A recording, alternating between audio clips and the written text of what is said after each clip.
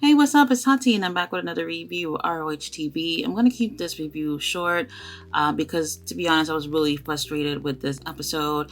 Not just the episode, but about things that have been going on lately. So I'm just pretty much going to go over the results. We did start off the night with the ROH Women's title on the line, Athena versus Lady Frost. It was a really great match. They do have great chemistry. Unfortunately, Lady Frost has been having a losing streak, but she is really a great worker, and I do think that really showed compared to all the opponents that she's had in the last few weeks. It really showed that she's a good competitor with Athena. Athena been doing really well in ROH since the women's title was on the line. Obviously, Athena did end up taking the win, but this was still a really good contest for both of these ladies. Really good. Next, we had Rouge and Preston Bandz versus the Infantry. Both the tag teams are really great. We actually got to see Rouge and Preston have really great chemistry here. So it's been a while since we've seen them tag. I don't even remember seeing them as a tag team before. However, they had great chemistry. I did enjoy the match. However, it felt rushed. It seems like they're trying to keep the ROH show to be a little shorter now.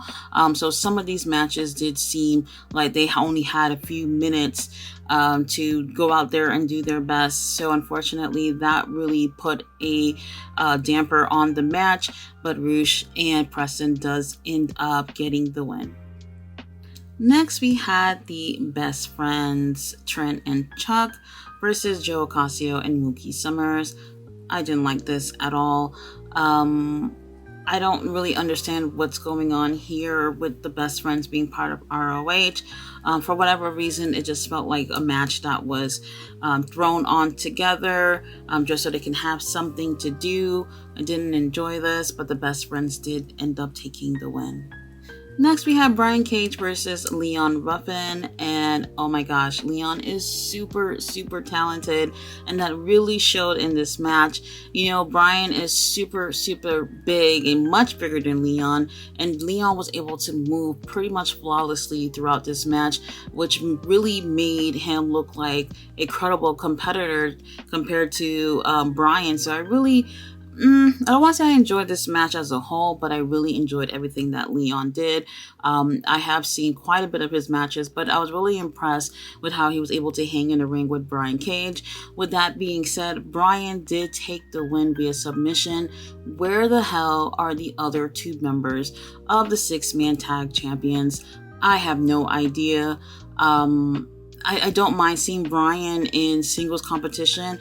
If they really want him to only be in singles competition, then he needs to drop the six-man tag titles and just move on to perhaps feuding with Samoa Joe for the TV title. Honestly, would not mind seeing a feud with those two guys. Up next, we had tag team action with Stu Grayson and Evil Uno versus Jeeves K and Sunny Kiss.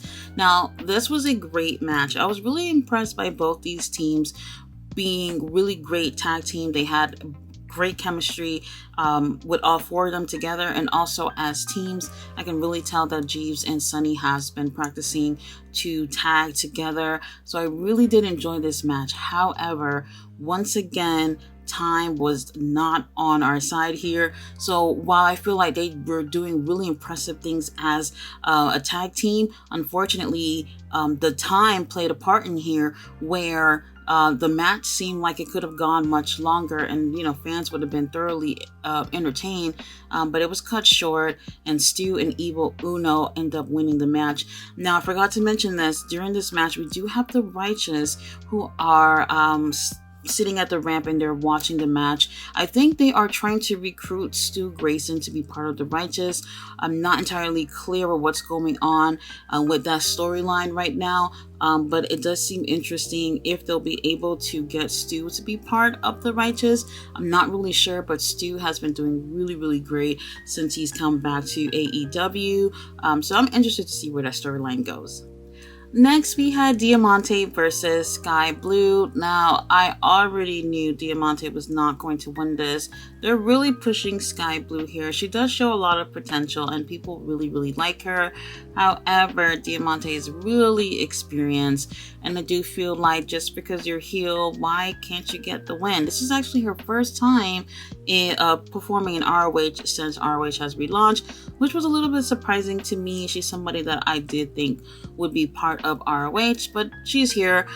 She had a really great match for her first time here. However, Sky Blue is being pushed. Sky Blue does take the win, and right after that, we have Athena comes out and she stomps on Sky Blue's hat.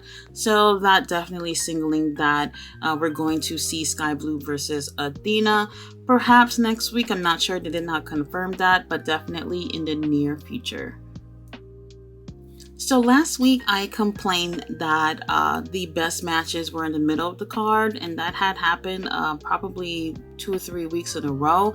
This time we actually have the last 2 matches being the best matches on the card. So next we had Rocky Romero versus Lee Moriarty. Now, we haven't seen Rocky in AEW in a long time. He's been doing his thing with New Japan.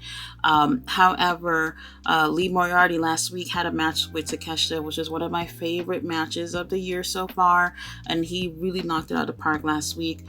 So this week we had a really great match with these two. Now, we did have Big Bill ringside, who did get involved in the match, but even though he got involved, I don't think it didn't take away from the quality of the match that Rocky and Lee put on in the ring. Because Big Bill was there, he did assist Lee Moriarty with the win, and interesting enough, Rocky ends up challenging Lee to a Pure Rules match for next week show. So that's definitely going to be really different from what they did tonight, and I really think it's going to be a banger, and I can't wait to see it. Main event time, we had Gringo Loco versus Blake Christian. Now look, I don't know what's going on as far as these two guys' contracts go. I don't think Gringo Loco is signed. Blake Christian, I'm not entirely sure. However, I've been having my eye out on Blake for quite some time. He is definitely worth signing for AEW. This was the match of the night. I'm really glad that they ended off the show with a really high note with these two guys. Now, both of these guys are high flyers. They have such great energy, and with these two guys in the ring, they had a really great chemistry. So I really enjoy this, and if you haven't watched the show, I do recommend checking out at least the last 2 matches if you really want to see great quality matches. Again, I'm going to say this. I really wish that they had a little bit more time with this match. So I do think the match could have gone on a lot longer than it did. I didn't keep track of how long it actually took. But either way, what they were able to do in the ring was really fantastic. And I can't wait to see what else they have going on. Blake Christian does end up taking the win. You guys, the show starts at 7. And it ended at 5 minutes after 8. And that really surprised me. I looked at the time and I was like, wait, what? What happened to the show? So we had 8 matches. Usually it's 10 matches. And I really felt like the show was rushed. We did get a lot of great matches that seemed like had to be over within 5 to 7 minutes. And I didn't like that, because ROH did not start off with matches like that. It seemed like they were taking their time when they started off those first 3 weeks.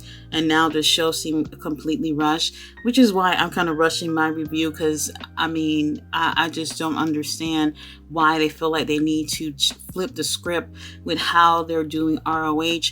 At the end of the day, they need to keep in mind that people are paying for this thing and they need to do better. Guys, thanks so much for watching my review. Tomorrow we do have Rampage at 5:30, so I'll be back with that. Thanks for watching. Bye.